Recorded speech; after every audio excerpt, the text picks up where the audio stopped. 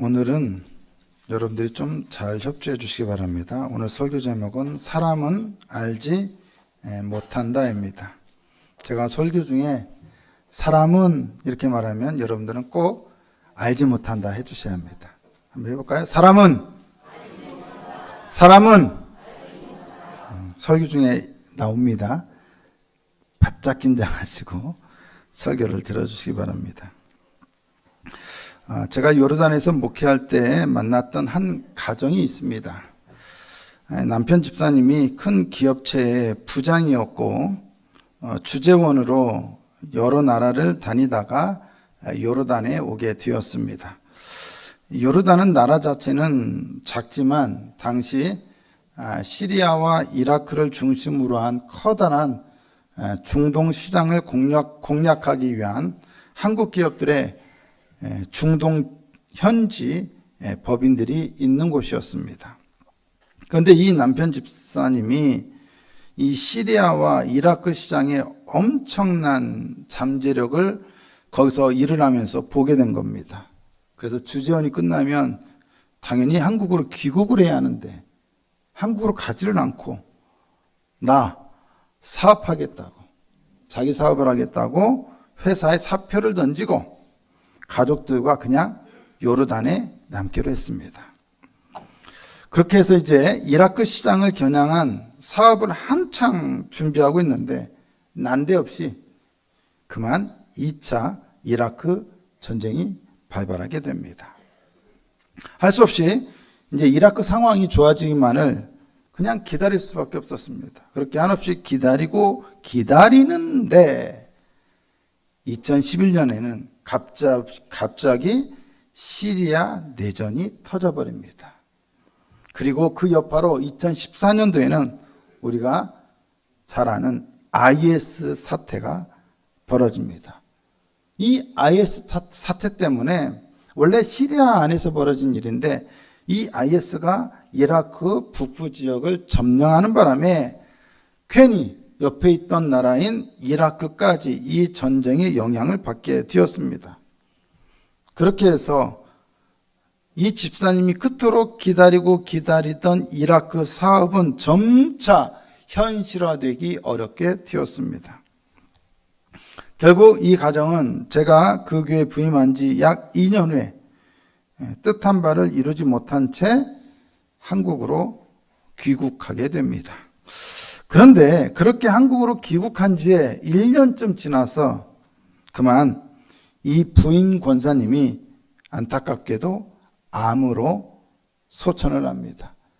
요르단에 계시는 동안 정말 고생을 많이 했거든요. 교회 봉사 많이 했고 정말 주방일, 교회일 가리지 않고 열심히 했던 참 신실한 분이셨습니다. 그런데 1년쯤 지나서 이번에는 이 남편 집사님이 또 안타깝게 급성 심근경색으로 소천하게 됩니다. 저는 지금도 이 가정을 생각하면 안타깝기 그지없고 많이 기억이 납니다. 요르단에 또 다른 가정이 있었습니다. 바로 우리 가정입니다.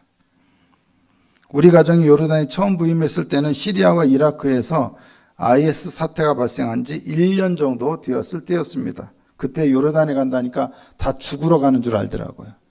그 위험한 곳을 애들 데리고 어떻게 가냐고. 교회 권사님들이 막 걱정 눈물을 흘리며 걱정을 하더라고요. 그런데 요르단에는 큰 문제가 없었습니다. 그런데 부임한 지 5년쯤 되니까 어떤 일이 발생하냐? 코로나 팬데믹이 발생했습니다. 코로나 사태를 겪은 지 2년 정도 되었을 때 어쩔 수 없이 우리 가정은 요르단에서 삶을 정리하고 나왔습니다. 임지도 정해지지 않은 채 귀국을 했으니 우리 가정으로서는 엄청난 모험이자 또 시련이기도 했습니다. 우리가 귀국하고 나니까 1년쯤 지나니까 이제 코로나가 끝이 났습니다. 비록 우리는 떠났지만 이제 요르단의 상황은 또 교회의 상황은 좀 나아지겠지 했는데 얼마 있다가 이스라엘과 가자, 이스라엘과 헤즈볼라, 이스라엘과 이란 전쟁이 터집니다. 그러다가 이제 이번에는 아예 미국까지 참전한 대규모 전쟁이 발발하게 되었습니다. 이런 상황을 보면서 저와 아내는 우리가 만약 지금까지 요르단에서 버티고 있었다면 어떻게 됐을까? 계속 코로나의 전쟁 생각만 해도 아찔합니다. 이런 일련의 상황들을 보면서 비록 4년 전 당시에는 힘든 결정이었지만 요르단에서 나온 것이 얼마나 하나님의 크신 은혜였는지를 정말 생각하지 않을 수가 없었습니다. 시기와 상황의 차이는 좀 있지만 두 가정은 중동에서 발생한 일로 인해서 어려움을 겪었습니다. 두 가정 모두 요르단에 오게 되었고 또 피치 못할 사정으로 요르단을 떠나야만 했습니다. 하지만 똑같이 요르단에 오게 되었고 똑같이 요르단을 떠나게 되었지만 그로 인한 두 가정의 미래는 사뭇 달랐습니다.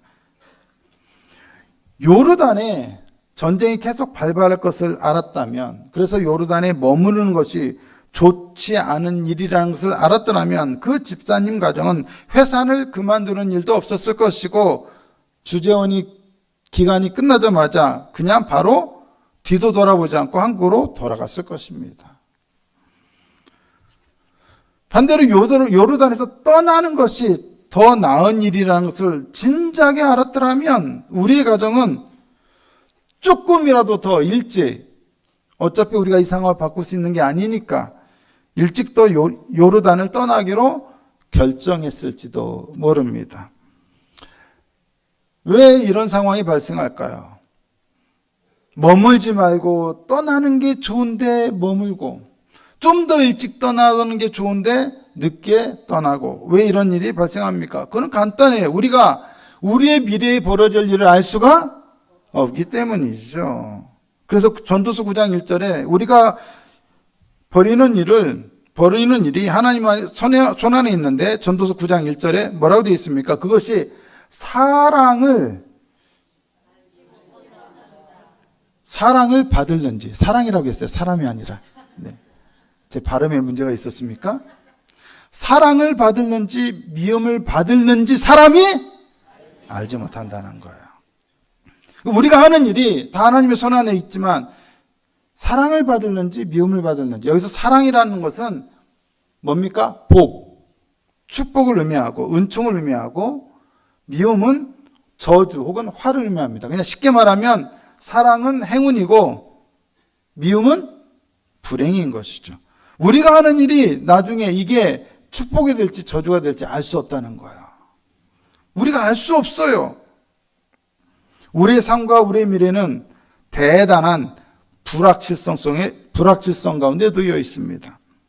다시 말하지만 전도서의 메시지란 해 아래에서의 안개와 같은 우리의 삶이란 결코 우리가 가진 삶의 공식대로 되지 않는다는 것입니다. 착하면 복을 받고 악하면 벌을 받는다는 식의 인과응보가 결코 통하지 않는다는 것입니다. 9장 11절 한번 보실까요? 뭐라고 되어 있습니까? 자, 여러분, 빠른 경주자들이라면 어떻게 되어야 마땅합니까? 선착해야 돼요. 근데 아니라는 거예요. 빨리 달렸으면 1등이 하는데 그게 안 된다는 거예요. 인생에 있어서는, 삶에 있어서는. 용사들은 전쟁에서 이겨야 하는데, 승리하는데 항상 승리하는 게 아니라는 거예요. 지혜자들이라고 음식을 얻는 게 아니고, 명철자들이라고 재물을 얻는 것도 아니고, 지식인들이라고 은총을 입는 것이 아니라는 거예요. 인과응보대로, 인과율대로, 삶의 공식대로 된다 안 된다? 안 된다는 것입니다. 사람들이 가지고 있는 일반적인 삶의 공식은 전도자가 면밀하게 살핀 이 부조리한 삶의 현실에는 결코 들어맞지 않습니다. 그런 공식으로 삶을 분별하거나 재단하는 것은 대단히 어리석은 일입니다. 삶의 공식이 통하지 않는다면 우리는 어떠한 것도 예측할 수 없습니다. 인과율대는 안 됩니다. 수치와 과학으로 세상에서 일어나는 많은 일들에 대한 예측이 가능한 시대, AI로 많은 것들을 분석하고 예측이 가능한 시대에 우리가 살고 있지만 결국 우리 인생에, 우리의 미래에 무슨 일이 일어날지 우리로서는 결코 예측할 수 없습니다. 전도서 9장 12절에 뭐라고 되어 있습니까? 그 다음 거요. 네. 네. 방금 전 거 다시 한번 보여주세요. 네. 자, 분명히 사람은 자기의 시기도 알지 못한다. 우리의 미래에 재앙이 일어날지 혹은 다른 일이 일어날지 우리로서는 알 수 없어요. 재앙은 호련히 임합니다. 누구도 예측할 수 없이 임합니다. 여러분, 여기 앉아 계신 저를 포함해서 모든 분들,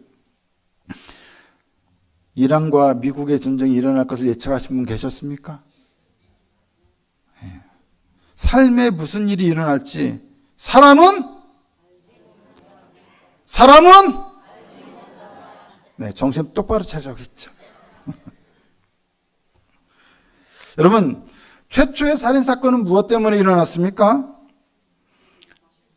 가인과 아벨은 하나님께 제사를 드렸습니다. 그런데 하나님께서 아벨과 그의 제물은 받으셨는데 가인과 그의 제물은 받지 않으셨어요.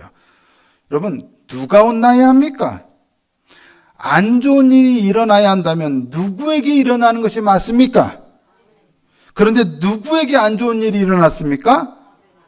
그렇습니다. 아벨에게 일어났습니다. 아벨이 죽었습니다. 제사를 잘못 드린 사람이 아니라 제사를 제대로 드린 사람, 하나님께서 받으시는 제물을 드린 사람이 죽었어요. 아벨은 제사를 잘못 드렸기 때문에 죽은 것이 아니라 제사를 잘 드렸음에도 죽었습니다. 인과응보가 아니에요. 아이러니입니다. 모순 아닙니까? 부조리 아닙니까? 가인도 아니고 아벨이 안개처럼 사라져 버렸습니다. 아벨이 헤벨, 안개가 되어버렸습니다. 여기서 중요한 것, 아무리 의인이라도, 아벨은 의인이죠. 아무리 의인이라도 지혜자라도 인간에게 찾아오는 궁극적인 운명을, 죽음을 피할 수 없다는 것입니다. 인간의 의로움이든 경건이든 믿음이든 신앙이든 지혜나 힘이든 기술이든 어떠한 탁월한 능력이든 인간에게 임하는 죽음은 그 모든 것들을 다 무효화시켜버립니다. 죽음은 아벨의 의로움을 무효화시켜버렸습니다. 아벨의 의로움이 죽음에 대한, 그의 삶에 임하는 이 불가해성에 대한 면책특권이 되어주지 못했습니다. 이것은 인간 능력의 본질적 한계에 대한 선언입니다. 인간은 자기의 힘으로 죽음을 결코 막을 수 없습니다. 재앙이 임하는 것을 인간은 결코 통제할 수 없습니다. 인간은 자신의 힘으로 통제 불가능한, 통제할 수 없는 세상에서 살아가고 있습니다. 여기에는 의인과 악인, 깨끗한 자와 깨끗하지 아니한 자의 구별이 없습니다. 모두 죽음과 재앙 앞에서는 다 똑같습니다. 평등합니다. 전도서 9장 2절 다시 보시면 모든 사람에게 임하는 그 모든 것이 뭐다? 일반이라, 똑같다는 것입니다. 여러분, 우리가 살아가는 세상은 사실 평등한 것 같지만 법적으로 원칙적으로는 평등하지만 실제적으로 그렇게 평등하지 않아요. 왜냐? 부자가 있는 반면에 가난한 자가 있어요. 강한 자가 있는 반면에 약한 자가 있어요. 삶은 그렇게 우리가 생각하는 것처럼 평등하게만, 모든 사람이 평등하게만 누릴 수 없습니다. 모든 것이 일반이라 할 수 없습니다. 똑같다라고 할 수 없습니다. 똑똑한 사람이 있고 똑똑하지 못한 사람이 있고 잘생긴 사람이 있고 못생긴 사람이 있습니다. 그런데 여러분, 죽음 앞에서만큼은 모든 인간이 평등합니다. 똑같습니다. 일반입니다. 죽음은 모든 사람, 그게 의인이 되었든 악인이 되었든 지혜자가 되었든 우매자가 되었든 어떻게 만든다? 평준화시킵니다. 그래서 9장 3절에 뭐라고 말합니까? 이 모든 것들을 가리켜 전도자는 9장 3절에 해 아래에서 행해지는 모든 일 중에 악한 것이다 이렇게 말합니다.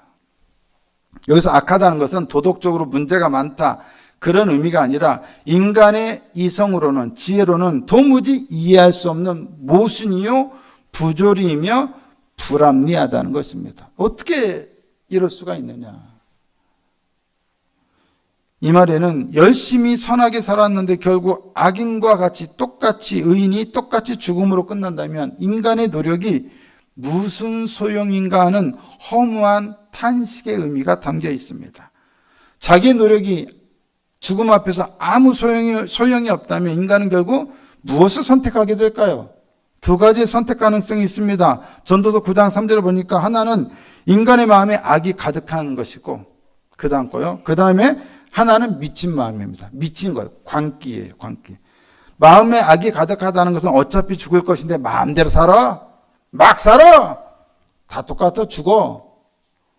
하고 싶은 거 다 해. 그게 마음에 악이 가득하다는 것이고, 미친 마음이란 뭐예요? 죽음이 엄연한 현실인데도 죽지 않을 것처럼, 영원히 살기라도 할 것처럼 죽음을 외면한 채 미친 것처럼 광기에 사로잡혀 살아가는 것. 이게 바로 미친 마음입니다. 결국 뭡니까? 악한 삶을 살거나 광기의 삶을 살거나 둘 중에 하나라는 거예요. 하지만 어떻게 살든 결국 모두 다 죽습니다. 죽음은 피할 수 없는 현실입니다. 우리는 두 가지를 살펴보았습니다. 하나는 우리의 삶에, 우리의 미래에 어떤 일이 닥치게 될지 우리로서는 결코 알 수 없다는 것입니다. 미래와 운명에 대한 예측 불가능성, 이것이 바로 우리의 삶의 현실입니다. 또 다른 하나는 어떻게 살았든 이 모든 인간은 다 결국 죽는다는 것입니다. 죽음은 모든 인간을 평등하게 만듭니다. 심지어 하나님 앞에서 아벨 같은 의인이라 할지라도 죽음의 운명은 악인들과 똑같습니다. 전도자는 이것을 가장 이해하기 어려운 모순, 부조리라고 말합니다. 그러면 전도자는 이 두 가지를 통해서 우리에게 대체 무엇을 말하려 하는 걸까요? 그의 분석은 우리에게 우리가 살아가는 이 세상, 우리가 살아가는 이 삶을 굉장히 어둡게 보이게 만듭니다. 삶을 굉장히 부정적으로, 비관적으로, 허무적으로 보게 만듭니다. 그의 분석은 우리를 기쁘게 하거나 즐겁게 하지 못합니다. 그런데 그는 무엇이라고 말합니까? 전도서 9장 7절에 뭐라고 말합니까? 기쁨으로 가서 먹고 마시라는 겁니다. 즐겁게 살라는 것입니다. 아니, 기껏 지금까지 삶을 굉장히 부정적으로, 이 세상의 현실을 굉장히 낙관적으로가 아니라 비관적으로 묘사해 놓고는 가가지고 기쁨으로 살라는 겁니다. 즐겁게 살라는 것입니다. 또 전도서 9장 8절을 보십시오. 뭐라 되어 있습니까? 의복을 항상 희게 하라고 그러고 머리에는 향기름을 그치지 않도록 하라고 합니다. 여러분, 흰 옷은 무엇을 상징하냐? 기쁨을 상징해요. 기쁨. 머리에 향기름도 뭐냐? 축제와 기쁨을 상징해요. 쉽게 말하면 뭐 항상 옷을 희게 하라는 거, 머리에 향기름이 그치지 않게 하라는 것은 네가 표현할 수 있을 만큼, 나타낼 수 있을 만큼 최대치의 기쁨을 나타내며 표현하며 기쁘게 살라는 거예요. 어떻게, 아까도 말씀드렸지만 인생을 그렇게 부정적으로, 삶을 부정적으로, 세상의 현실을 부정적으로 묘사해 놓고는 우리에게 기쁘게 살라고 말합니까? 즐겁게 살라고 말합니까? 전도서 9장 9절을 보세요. 뭐라고 표현되어 있습니까? 내 헛된 평생의 모든 날. 우리의 사는 날이 다 평생 헛되다는 거예요. 또 내게 주신 모든 헛된 날, 다 헛되다는 거예요. 아니, 그래 놓고 우리의 사는 날이 헛되다고 말하면서 너는 가서 즐겁게 살아, 기쁘게 살아.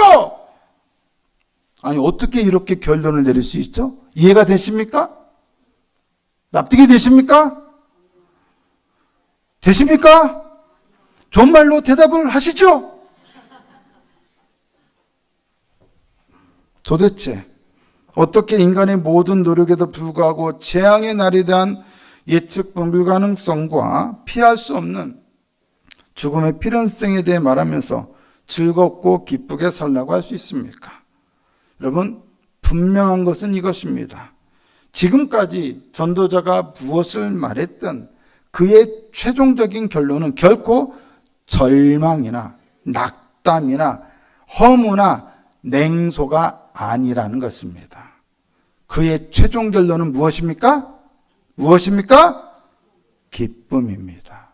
기쁨. 전도서 9장 7절에서 10절은 전도서 전체에서 가장 강력하고 눈부신 긍정의 메시지를 담고 있습니다. 그러면 전도자가 이렇게 말할 수 있는 근거는 무엇일까요? 전도서 9장 7절에 가장 중요한 말씀이 나옵니다. 전도서 9장 7절. PPT를 보여주세요. 네, 한번 노란색만 한번 읽어볼까요? 시작. 하나님이 내가 하는 모든 일들을 벌써 기쁘게 받으셨음이니라. 대단히 부정적으로 보이는 우리의 삶의 현실에서도 우리가 기쁨으로 살아가야 하는 이유, 살아갈 수 있는 이유는 바로 하나님이 우리의 일들을 기쁘게 받으셨기 때문입니다. 중요한 것은 하나님께서 마지못해 억지로가 아니라 기쁘게 받으셨다는 것입니다. 은혜로 우리를 수용하신다는 것입니다. 여기서 우리는 은혜로 우리를 수용하시는 하나님을 보게 됩니다. 그러면 하나님께서 기쁨으로 수용하시고 받으시는 우리의 일들이란 어떤 것들입니까? 당연히 우리가 해 아래에서 행하는 모든 일들입니다. 그런데 하나님께서 기쁘게 받으시는 우리의 일들에는 결코 좋은 것, 잘한 것만 있지 않습니다. 해 아래에 살면서 우리가 행하는 일들에는 사실 좋은 것보다는 나쁜 것, 잘한 것보다는 잘못한 것이 훨씬 더 많습니다. 선을 행한 것보다 악을 행하신 것이 많고, 하나님을 기쁘시게 하기보다는 하나님을 마음 아프게 한 것이 많고, 의를 행하기보다는 죄를 지은 게 훨씬 더 많습니까? 안 많습니까? 많습니다. 아무리 우리가 주님을 열심히 섬겼다 할지라도, 잘 믿었다 할지라도, 그래도 우리의 죄악이 훨씬 더 많습니다. 하나님은 우리가 행하는 것들 중에 우리가 잘한 것들만 선별해서 받으시는 게 아닙니다. 우리가 행한 것은 그것이 무엇이든, 심지어 우리의 죄악된 일이라 할지라도 어떻게 한다? 기쁘게 받으신다는 것. 무엇이든 다 수용하신다는 거예요. 그리고 하나님께서 우리가 행한 그 모든 것들을, 심지어 우리의 악한 것들까지도 기쁘게 받으신 그 결과는 무엇입니까? 고린도후서 5장 19절 한번 다 같이 봅니다. 함께 읽어보실까요? 시작. 곧 하나님께서 그리스도 안에 계시사 세상을 자기와 화목하게 하시며 그들의 죄를 그들에게 돌리지 아니하시고 화목하게 하는 말씀을 우리에게 부탁하셨느니라. 죄를 받았으면 처벌로 돌아와야 하잖아요. 심판으로 돌아와야 하잖아요. 근데 우리를 죄를 받으셨어요. 근데 죄를 우리에게 돌리지 아니하셔요. 할렐루야. 하나님은 우리의 죄악된 일들을 다 받으시고는 그 죄를 결코 우리에게 돌리지 않으십니다. 하나님께서 우리에게 받으신 것은 죄악입니다. 하지만 우리에게 돌려주시는 것은 전혀 다른 것입니다. 무엇입니까? 고린도후서 5장 21절입니다. 함께 읽어봅니다. 시작. 하나님이 죄를 알지도 못하신 이를 우리를 대신하여 죄로 삼으신 것은 우리로 하여금 그 안에서 하나님의 의가 되게 하려 하십니다. 우리의 죄를 받으시고 우리에게 돌려지는 것은 뭐라고요? 하나님의 의입니다. 의입니다. 그리스도의 십자가가 우리의 죄를 받으시고 우리에게 의를 돌려주신 하나님의 놀라운 사랑의 행위였습니다. 믿으시면 아멘. 바로 이것이 하나님께서 우리가 하는 일들을 벌써 기쁘게 받으셨다라는 말씀이 의미하는 바입니다. 하나님의 은혜로운 수용은 언제나 우리에게 구원이며 축복입니다. 결코 심판이나 저주가 될 수 없습니다. 때문에 우리가 처한 삶과 세상의 부정적인 현실에도 불구하고 우리가 기쁘게 살아갈 수 있는 이유는 하나님의 은혜로우신 주권 안에서 우리가 이미 의롭다 하심을 받고 하나님께 받아들여진 그분의 자녀가 되었기 때문입니다. 원수였는데, 죄인이었는데 그분의 자녀가 되었습니다. 부조리하고 예측 불가능하고 죽음의 필연성에 굴복해야 하는 모순적이고 안개와 같이 더덥고 부조리한 것처럼 보이는 해 아래에서의 우리의 삶인 것 같음에도 불구하고 그러한 우리의 삶을 기쁨으로 긍정할 수 있는 유일한 이유는 바로 이 하나님의 은혜 때문입니다. 무조건적으로 우리를 기쁘게 받아주시는 그분의 은혜 때문입니다. 우리의 일생이 헛된 평생, 헛된 날들일지라도 우리가 삶의 일상을 기쁨으로 살아갈 수 있는 것은 하나님께서 예수 그리스도의 십자가 은혜 안에서 우리의 수고와 존재를 이미 기쁘게 받으셨기 때문입니다. 따라서 성도는 이 험한 세상 속에서 흰옷을 입고 머리에 향기름을 바른 자처럼 살아야 합니다. 울상 짓고 괴로운 표정을 지으며 인상을 쓰며 우울한 표정을 짓고 그렇게 사는 것이 아니라 어떻게 해요? 활짝 웃어보세요.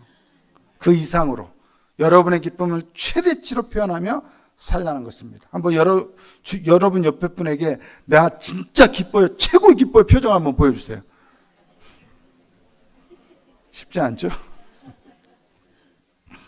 여러분, 이렇게 세상의 삶은 부조리하고 모순적이고 알 수 없고 예측 불가능하고 죄악으로 가득한 것 같고 모순으로 가득한 것 같지만 그 가운데서 이 세상에 우리가 굴복하는 것이 아니라 그 가운데서 우리가 기쁨으로 가장 최고의 기쁨으로 사는 것은 바로 이 헛된 세상을 향한 우리 그리스도인들의 가장 강력한 영적인 저항이고 나아가 우리 그리스도인들이 취할 수 있는 가장 강력한 믿음의 도전이며 우리 신앙의 강력한 증거며 선포이며 그리고 무엇보다 십자가 복음 진리에 대한 가장 분명한 살아있는 증거가 될 것입니다. 세상 사람들은 여러분들이 하는 말을 듣고 그리스도의 십자가를 믿으려 하지 않고 여러분들이 짓는 얼굴 표정, 여러분들이 살아가는 그 기쁨의 삶을 보고 그리스도의 십자가를 받아들이려 할 것입니다. 세상 사람들 모두가 얼굴을 찌푸리며 울상을 지으며 살아갈 때 우리는 웃으며 우리의 기쁨의 이유를 나타내 보여 살아야 합니다. 하나님께서 그리스도를 통해 우리에게 입혀주신 의의 흰옷을 입고 성령을 통해 부어주신 기쁨의 향기름을 바르고 살아가야 합니다. 도대체 저 사람들은 왜 이런 세상에서도 이런 힘든 일 중에서도 왜 저리도 기쁜가? 라며 세상 사람들이 의아해할 정도로 그렇게 우리는 살아가야 합니다. 어떻게 해요? 기쁘게 해요. 여기서 우리는 또다시 이 세상의 공식이 깨지는 것을 보게 됩니다. 죄악이 심판을 받고 악한 일을 저지른 자가 저주를 받는다는 공식은 결코 하나님께서 하시는 일에 들어맞지 않습니다. 전도서 9장 1절에 모든 것이 다 하나님의 손 안에 있다라고 말씀합니다. 여기에서는 이 하나님의 손 안에서는 의인만이 구원받고 죄인들은 벌을 받는다는 이런 인과율이 통하지 않습니다. 하나님의 손 안에서 작동하는 것은 인과율이 아니라 무엇입니까? 바로 은혜입니다. 우리의 삶과 미래에 일어나는 일들을 우리가 알 수 없는 것처럼 우리는 하나님의 손 안에서 일어나는 일 역시 알 수 없습니다. 우리가 알 수 없는 것은 이 세상에서 일어날 미래의 일뿐만이 아닙니다. 사람은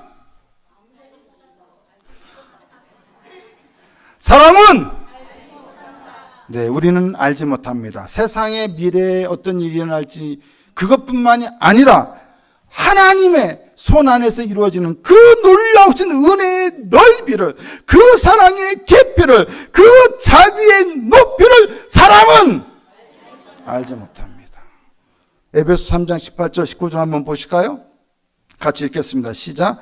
능히 모든 성도와 함께 지식에 넘치는 그리스도의 사랑을 알고 그 너비와 길이와 높이와 깊이가 어떠함을 깨달아 하나님의 모든 충만하신 것으로 너희에게 충만하게 하시기를 구하노라. 아멘. 사람은 알지 못한다는 것, 인간의 철저한 무능력은 결코 우리의 삶을 허무하게 만드는 족쇄가 아닙니다. 최소한 믿는 사람들에게는. 왜 그렇습니까? 바로 우리가 누구를 믿기 때문에 은혜로 우리를 기쁘게 받으시는 하나님을 믿기 때문입니다. 이것이 힘든 세상을 살고 고통과 아픔과 슬픔의 세상을 살면서도 그럼에도 어려운 일을 당하고 고난을 당함에도 불구하고 우리의 이 삶을 긍정할 수 있는 유일한 근거가 되는 것입니다. 우리는 알 수 없기 때문에, 바로 그것 때문에 하나님을 경외해야 합니다. 전도서 3장 11절에 뭐라 되어 있습니까? 하나님의 하시는 일의 시종을 사람으로 측량할 수 없게 하셨다. 사람이 알 수 없게 하셨다는 것이죠. 그런데 3장 14절에 뭐라고 말씀합니까? 하나님이 이같이 행하시면, 사람이 알 수 없게 하시면 뭐 때문이다? 사람들이 그의 앞에서 경외하게 하려 하심인 줄을 내가 알았도다. 사람은 헛되의 세상 속에서 살면서 겪는 이 모든 고통과 이 모든 슬픔과 이 모든 우리의 상처를 받으신 하나님께서, 억지로가 아니라 기쁨으로 수용하신 하나님께서 그것을 통해 결국 우리에게 무엇을 만들어내실지를 사람은 알지 못합니다. 그것을 기쁨으로 받으신 후에 하나님이 무엇으로 우리에게 되돌려 주실까요? 하지만 우리는 믿을 수 있습니다. 우리가 상상할 수도 없을 만큼 놀랍고 신비하고 아름답고 경이로운 것으로 하나님께서 우리에게 그것들을 되돌려 주시리라는 것을 우리는 믿어야 합니다. 그리스도의 십자가가 그것을 분명하게 우리에게 선포하며 증거하고 있습니다. 주님이 그곳에서 우리의 죄악을 받으셨습니다. 그리고 우리에게 의를 되돌려 주셨고 구원과 축복과 거룩함과 하나님의 자녀됨을 주셨습니다. 그러한 일이 일어나리라는 것을 그리스도의 십자가는 결코 우리가 의심하지 못하도록 보증해 주고 있습니다. 지금 성도 여러분들이 겪고 있는 아픔과 고통과 상처 역시 놀라운 축복으로 되돌려 질 것입니다. 하나님께서 기쁨으로 우리의 일들을 받으신다는 것은 바로 이러한 것을 의미하는 것입니다. 우리 아들은 한국에 와서 반항적인 사춘기를 겪었던 것 같습니다. 요르단에 있을 때 고등학교 1학년 1학기를 마치고 왔는데 한국에 왔을 때 이제 시기적으로 한국 학교를 보낼 수 있는 상황이 아니었어요. 여러 가지를 종합적으로 검토하고 저는 검정고시를 보게 하자. 집사람은 그래도 온라인으로라도 미국 고등학교를 마치게 하자. 누가 이겼을까요? 그렇죠. 제가 져주었습니다. 불안해하는데 그를 계속 우기기는 어렵겠더라고요. 돈이 많이 들 거 뻔히 알지만 그렇게 합시다 하고 했어요. 근데 문제는 여러분, 돈이 많이 든 게 문제가 아니었어요. 혼자서 공부를 하려니까 웬만큼 의지가 있는 애 아니면 그거를 잘 감당을 못해요. 정해진 기간 안에, 온라인이라도 정해진 기간에 그 과정을 이수하지 못하면 어떻게 돼요? 과락이 되는 거예요. 몇 번 위기가 있었습니다. 그때마다 제가 뭐라고 나무랐습니다. 좋은 말로 나무란 거예요. 아주 좋은 말로 저는 나무랬습니다. 그러면 아빠 제가 더 열심히 할게요. 제가 잘못했어요. 라고 하면 얼마나 좋아요. 그렇게 안 하고 아빠 때문에 내가 지금 누구 때문에 이 고생을 하는데 누구 때문에 요르단을 가고 누구 때문에 갑자기 한국으로 왔는데 얼마나 힘든 줄 아냐고 오히려 막 되레 자기가 큰 소리예요. 아니 제가 생각할 때는 여러분들도 그럴 거예요 아마. 아니 남들 가기 어려운 일, 물론 외국 가서 영어로 공부하는 거 그렇게 익혀오는 게 오히려 축복인데 자기는 그걸 축복으로 생각하지 않는 거예요. 대학교까지 이렇게 가놓고도 지금도까지도 최근까지도 그걸 고맙게 생각하지 않더라고요. 고생했다고만 생각해요. 그런데 군대를 갔어요. 훈련소를 수료했어요. 군대 가면 다 철든다 뭐 이런 거 아니에요. 후반기 교육을 받고 있어요. 3주간은 교육을 받아요. 근데 이 교육에서는 교관이 한국 사람이 아니라 미국 사람이에요. 그래서 말은 다 영어고 내용도 다 영어예요. 말하고 듣고 쓰고 읽고 시험 치는 것까지 다 영어예요. 근데 여러분 아시다시피 아무리 애들이 한국 애들이 영어를 잘해도 이론적으로 잘하고 문법적으로 잘하지 말하고 듣고 쓰고 이런 걸 잘하는 건 아니거든요. 그러다 보니까 자기는 지금까지 자기랑 비슷한 환경에 있는 애들 중에 있으니까 자기가 얼마나 복받은지를 몰랐는데 보니까 다른 애들은 못 알아먹어. 봐도 무슨 내용인지 몰라. 시험을 봐도 과락이야. 근데 자기는 한 번 듣고 그냥 대강 보고 쓰면 자기가 소대에서 1등이 돼요. 시험을 봤는데. 뭐 대단한 공부를 했겠습니까? 그냥 말하면 알아듣고 그래? 쓰라면 쓰고 그랬더니 1등인 거야. 그리고는 이제 와서 요런안에 갔다 온 게 나에게 고난만이 아니라 축복이기도 하다 하는 것을 조금씩 이제서 어떻게 해요? 깨닫기 시작하는 거예요. 주변 아이들을 보고 나서. 사랑하는 성도 여러분, 지금 당장은 우리에게 아픔이고 상처고 고난일 수 있어요. 우리는 우리의 미래의 일을 알 수 없어요. 사람은 알지 못해요. 하지만 그거를 기쁘게 받으신 하나님이 또 어떻게 우리에게 그것을 상처를 축복으로, 아픔을 기쁨으로, 고통을 은총으로 바꿔서 우리에게 되돌려 줄지 사람은 알지 못해요. 그러므로 우리가 알지 못하는 것은 우리가 하나님을 믿지 못할 이유가 되는 것이 아니라 오히려 믿을 만한 이유가 되는 것입니다. 이 허무한 세상에서도 우리가 삶을 긍정하며 기쁘게 살아갈 수 있는 이유는 바로 하나님이 알지 못하는 일을 우리에게 행하시는 분이시기 때문입니다. 여러분, 오늘 그것을 믿으십시오. 전도서의 메시지를 들으십시오. 사람은 그러하기 때문에 우리는 하나님을 경외해야 합니다. 사람은 그러하기 때문에 우리는 이 하나님을 신뢰하고 믿어야 합니다. 저와 여러분이 그러한 믿음의 사람들이 되기를, 축복의 주인공들이 되기를 예수님의 이름으로 축복합니다.